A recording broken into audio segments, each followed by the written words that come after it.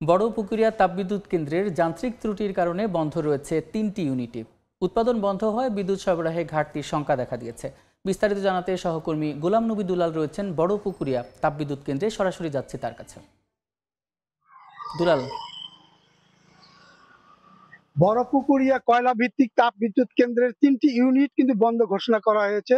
গতকাল সোমবার সকাল ৭টায় ১ নম্বর ইউনিটটি যেটি চলমান ছিল সেটি টিউব ফেটে যাওয়ার কারণে সেটি বন্ধ করার পর মধ্য দিয়ে ৩টি ইউনিটই কিন্তু এখনো বিদ্যুৎ উৎপাদন হচ্ছে না। এই তাপ বিদ্যুৎ কেন্দ্রের প্রধান প্রকৌশলী আবু বকর সিদ্দিক আমাদের যেটি জানিয়েছেন যে ৩টি ইউনিট ৫২৫ মেগাওয়াট, এই ৩টি ইউনিটে বন্ধ থাকার কারণে বিদ্যুৎ উৎপাদন হচ্ছে না, এবং বিদ্যুৎ উৎপাদন না হওয়ার কারণে জাতীয় গ্রিডে কিন্তু সরবরাহ করা সম্ভব হচ্ছে না। তবে তিনি যেটা জানিয়েছেন যে মেরামতের কাজ চলছে, আগামী ৭ দিনের মধ্যে সম্ভবত ১ নম্বর ইউনিটটি ১২৫ মেগাওয়াট সম্পূর্ণ ইউনিটটি চালু করার সম্ভাবনা দেখা দিয়েছে। তবে এই বিদ্যুৎ উৎপাদন বন্ধ হওয়ার কারণে বিশেষ করে রংপুর বিভাগের ৮টি জেলায় লোডশেডিং এর কবলে পড়েছেন।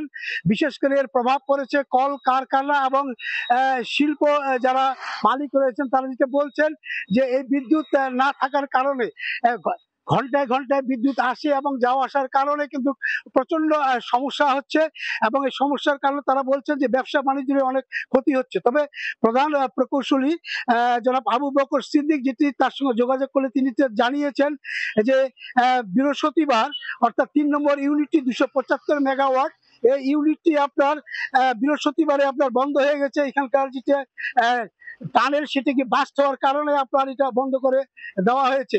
এবং ২ নম্বর যে ইউনিটটি সেটি হচ্ছে ২০২০ সালে কিন্তু আপনার এটা বন্ধ ঘোষণা করা হচ্ছে, সেখান থেকে কোনো বিদ্যুৎ উৎপাদন হচ্ছে না। তবে এই বিদ্যুৎ আপনার এই বড়পুকুরিয়া তাপ বিদ্যুৎ কেন্দ্রের বিদ্যুৎ উৎপাদনের জন্য পাশে যে কয়লা খনি রয়েছে এখানে কিন্তু পর্যাপ্ত কয়লা মজুত রয়েছে, সেটা কিন্তু ঘাটতি নেই। যেহেতু প্রধান প্রকৌশলী বলছেন যে যান্ত্রিক ত্রুটির কারণে ৩টি ইউনিটই আপনার বন্ধ করা হয়েছে, এবং বন্ধ করার কারণে আপনার বিদ্যুৎ উৎপাদন হচ্ছে না। তবে তিনি বলছেন যে খুব শীঘ্রই তারা আপনার এটি মেরামত করে ১ নম্বর ইউনিটটি চালু করার জন্য তিনি আশ্বাস দিয়েছেন।